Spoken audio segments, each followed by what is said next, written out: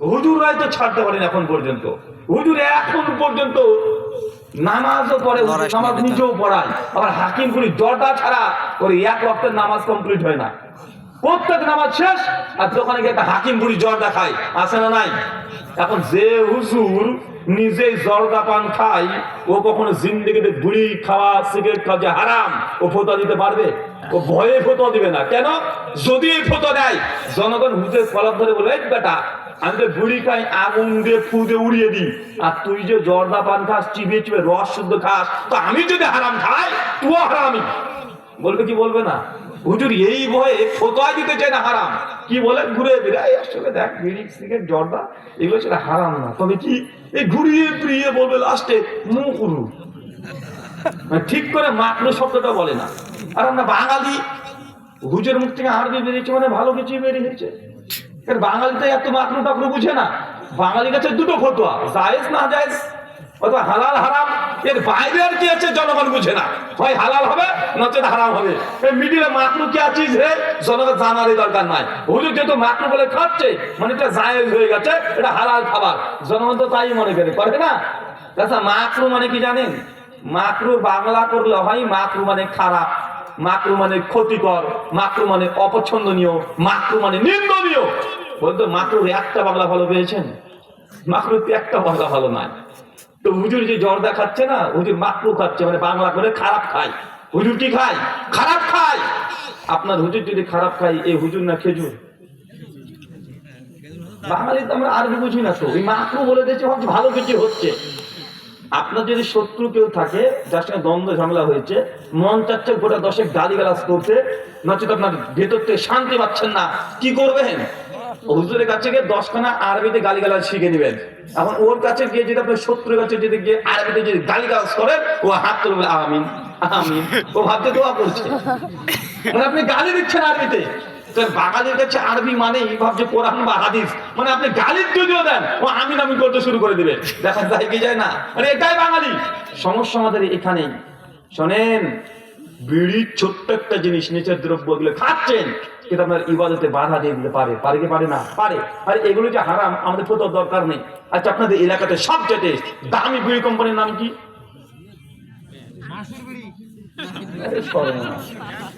নাসির বিড়ি। আচ্ছা নাসির বিড়ি তো এবারে এক হয়ে গেলে মুশকিল। হুজুরও বলছে এটা খেতে নাকি এরকম একটা ভাব। আচ্ছা নাসির বিড়ি তো ভালো বিড়ি, এর প্যাকেটে কি লেখা থাকে? বিড়ি স্বাস্থ্যের জন্য উপকার, ভিটামিন সি ডি এফ থাকে, একসঙ্গে খালে ফ্যামিলি প্যাক। ভালো কিছু লেখা থাকে? এরকম কিছু লেখা থাকে? কি লেখা থাকে? আরে ধূমপান স্বাস্থ্যের জন্য ক্ষতিকর, মৃত্যুর কারণ, হুমকি ধামকি সব কিছু লিখে দেয়। আর যারা মূর্খ ও বাংলা ইংরেজি পড়তে পারে না, ওদের জন্য বিড়ি সিগারেট জর্দার প্যাকেটে ছবি দিয়ে দেয়, গাল পড়ছে, রক্ত বের হচ্ছে, পুজ বের হচ্ছে, মানে কোম্পানি বলছে বেটা তুই খা আর তুই মর। পৃথিবীতে একটাই দোকান মানে খাবার প্রোডাক্ট পাওয়া যায়, কোম্পানির মালিক নিজে ওপেন তার প্রকাশ্য গুণ খারাপ খারাপ হিসাবে প্রচার করে বিক্রি করে। সেগুলো কি? এই নেশাজাত দ্রব্যগুলো। কোন কোম্পানির মালিক বলেন যে আমার এই মাল খেলে তোর ভিটামিন ডি পাবি, তুই ভিটামিন সি পাবি, কেউ বলে না। ওরা বলে খা তুই মর। তো ভাই কোম্পানির মালিকই তো ফতোয়া দেয়, আমাদের ফতোয়ার দরকার আছে? কথা বলেন। আমাদের ফতোয়ার দরকার নেই। আপনাদের বগুড়ার সবচেয়ে বিখ্যাত হচ্ছে কি? দই না বগুড়ার? আর নাটোরের কাঁচা গোল্লা, আর টাঙ্গাইলের চমচম। এখন আপনি ধরেন বগুড়াতে বিয়ে হয়েছে, শ্বশুরবাড়িতে গিয়েছেন, আর আপনার বউ খুব বুদ্ধিমান, ও করেছে কি প্লেটে করে বগুড়ার একদম ছলের উপরকার দই, সর দই, আপনি পায়খানা করে গিয়ে হাগু করছেন, আর বউকে যে প্লেটে নিয়ে গেলে বাথরুমের তল দিয়ে ঢুকে উঠে নাও খাও, চামচ লাগিয়ে দিয়েছে, আর বাথরুমের মধ্যে পায়খানা করে আছেন, পায়খানা করছেন। বলেন তো এখন দই, বগুড়ার দই কাঁচা মানে চামচ দিয়ে তুলে তুলে কেউ খেতে পারবেন? মানে একদিক দিয়ে দই খাচ্ছেন, একদিক বের হচ্ছে। আচ্ছা কেউ পারবেন? এরকম রুচিশীল কোনো মানুষ আছেন? কিন্তু চাচা মানুষগুলোকে দেখেন পায়খানা ঘরে, ও বিড়ি না করে পায়খানায় ক্লিয়ার হয় না, ওর জ্বর দেখা লাগেই। পায়খানা ঘরে দেখেন বিড়ি সিগারেট জর্দা হারাম যত খাবার আছে সব খেতে পারে, কিন্তু হালাল খাবার পায়খানা ঘরের মধ্যে কোনো রুচিশীল ব্যক্তি খেতে পারবে না। তার মানে বোঝা যাচ্ছে বেচারা তুই নাপাক কাজ করতে গিয়েছো, নাপাক ঘরে গিয়েছো, এখন নাপাক না খেলে নাপাক আর বের হয় না। সিস্টেমটা উল্টে গেছে। শোনেন, বিড়ির জর্দা এগুলো আপনি ছোট মনে করতে পারেন, আল্লাহ বলছে এই জিনিসগুলো হচ্ছে হারাম। কোন ব্যক্তি যদি প্রতিনিয়ত খায় পান করে তার ইবাদত কবুল হবে না। তার জন্য এই যে আজকে আলোচনা শোনার পরে কেউ যদি বলে যে আজ থেকে হাকিমপুরি জর্দা পান খাওয়া বাতিল, বিড়ির জর্দা খাওয়া বাতিল, বন্ধ যদি করে দেয়, বলেন তো ইবাদত কি ইবাদত নয়? এগুলো ইবাদত। যারা দোকানদার বিড়ি সিগারেট পান বিক্রি করেন, সুনান ইবনে মাজাহ 3376 নম্বর হাদিস, আল্লাহ নবী বলছেন যে খাবারগুলোকে আল্লাহ হারাম করেছেন তার বেচা কিনাও হারাম।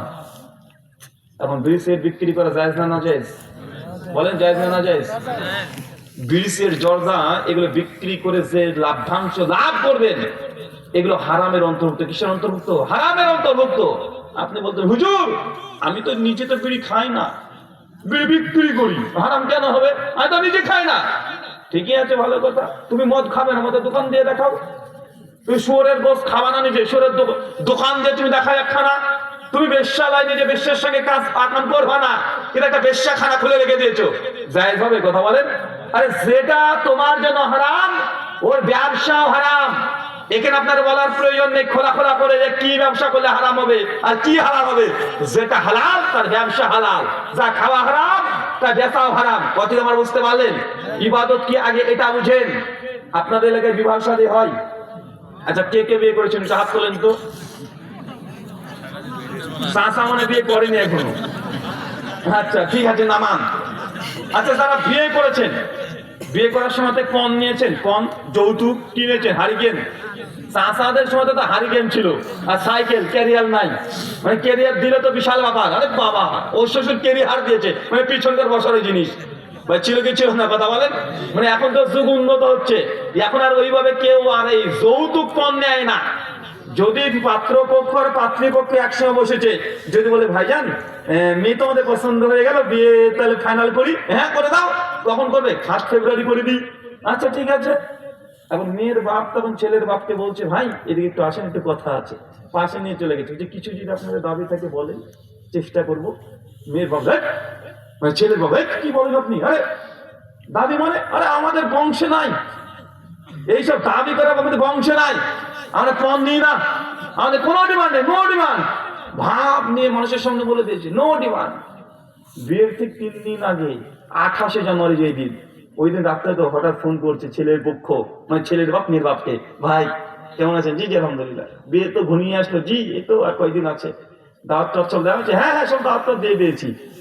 এখন গল্প করতে করতে করতে বলছে বিয়ে জানেন আমার ছেলে না এত বুদ্ধি, ওর অনেক বুদ্ধি, 10 বছরে বিদেশে ছিল, বিশাল বুদ্ধি। 10 বছর বিদেশে থেকে একটা দোকান নিয়েছে রাজশাহীতে। ওর যা বুদ্ধি না, যদি ক্যাশ থাকতো না রাজশাহীর 1 নম্বর ব্যবসায়ী হতো। বলেন তো কি বলছে, কি বুঝাচ্ছে বলেন তো? মানে ডিমান্ড নেয় না, ও চাইবেও না, কিন্তু এমন ভাবে ঘুরে ফিরে বলবে, মানে বলছে যে আমার ছেলে অনেক বুদ্ধি, থাকলে এই করতো ওই করতো, মানে বোঝাচ্ছে তুই টাকা দে, আমার বেটাকে তুই টাকা দে, ডাইরেক্ট বলছে না। আসে না নাই? কথা বলেন।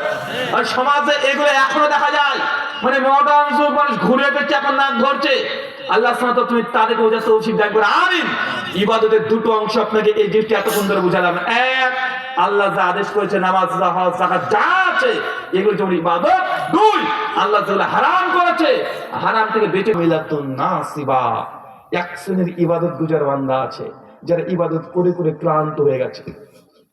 কি হয়ে গেছে? ক্লান্ত, ইবাদত করে করে ক্লান্ত। চিন্তা করতে পারছেন কত ইবাদত করেছে, আর আমরা কখন ক্লান্ত হই? আমরা তো অলস। মসজিদের হুজুর যদি কোনোদিন মনে করে যে আজকে ফজরের সময়তে মানে রুকু থেকে সিজদাতে গিয়ে একটু লম্বা সময় ধরে সিজদা করবে, তাসবিহগুলো একটু 20-30 বার করবে, যদি একটু লম্বা হয়ে যায় পিছনকার মুসল্লিরা ওরা টেনশনে পড়ে যায়, কি বাবা হুজুর মরে গেল নাকি, টেনশনে পড়ে গেছে নাকি, হুজুর ঘুমাচ্ছে নাকি, পাশে সিজদার পাশে তাকে দেখবে যে কি বাবা কি হলো, হুজুর কি ঘুমিয়ে গেল? দেখছে না, হুজুর তো জেগে আছে, ঠোঁট নড়ছে, দাড়ি নড়ছে, হুজুর কি ভুলে গেছে নাকি? যখন দেখছে যে না কাজ হচ্ছে না, হুজুর উঠে না, ওই জন্য চাষা আছে আমার ফোন দিচ্ছে মুরব্বী, মানে বুঝাচ্ছে অনেক হয়েছে তুই উঠ, আরে এত টাকা নামাজ পড়তে হবে না, তোর নচেত কাজ নাই, তুই হুজুর মানুষ মসজিদে পড়ে থাকবি। আর আমার তো দোকান আছে, আর আমাকে দোকান খুলতে হবে, কাস্টমার দাঁড়িয়ে আছে, তাতে রোড মানে বলতে পারে না, এই গলা খাঁকা নিতে বুঝিয়ে দেয়। আসে না নাই কথা বলেন? তা আমরা তো এত ইবাদত গুজার হন না রে ভাই। আরে আমরা যতটুকু ইবাদত করি আমরা অলস। মসজিদে আমরা আছি, মসজিদের নামাজ শেষ দৌড়তে দৌড়তে বাড়ি থেকে বেরিয়ে পালিয়ে আসি, সেই মসজিদে চলে আসি। আসে না নাই কথা বলেন? যতক্ষণ পর্যন্ত ইমাম সাহেব খুতবা শেষ না করছে তখন জুমা মসজিদে অনেকে ঢুকতেই চায় না। হুজুর